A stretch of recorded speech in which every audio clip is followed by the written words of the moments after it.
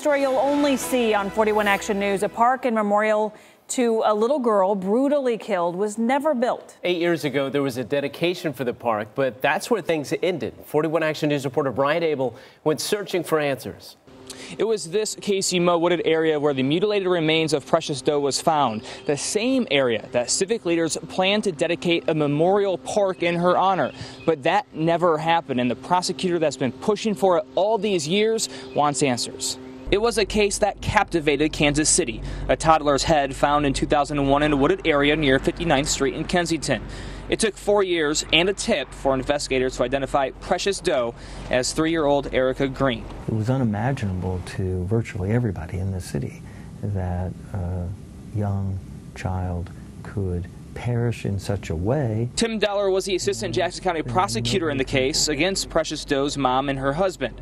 After their convictions, he led the charge at creating a memorial park for Precious Doe and others. A gathering place for folks who may have had similar tragedies as a way to connect and bond and continue to heal, but then as a reminder to we must never allow that to happen again.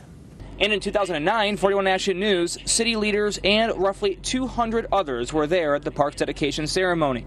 We're trying to build from this tragedy. But that park never came to fruition, and Dollar says it's because the city didn't follow through. We raised a little bit of private money, but nothing should prevent, and I know of nothing that was an impediment to the completion of that other than bureaucracy. The city's Parks and Recreation Board Director Mark McHenry says he isn't sure why the plan fizzled out all those years ago, but there were and are hurdles. You have to go back and make sure, check the soil conditions and things like that, or things that may have been buried or something. Yet persistence may once again pay off for Tim Dollar. If Mr. Dollar has still got an interest in it, sounds like he does, then it's probably time for us to talk.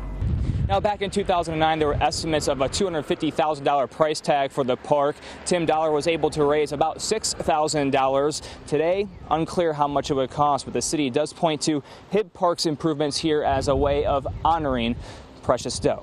Reporting in Kansas City, Brian Abel, 41 Action News.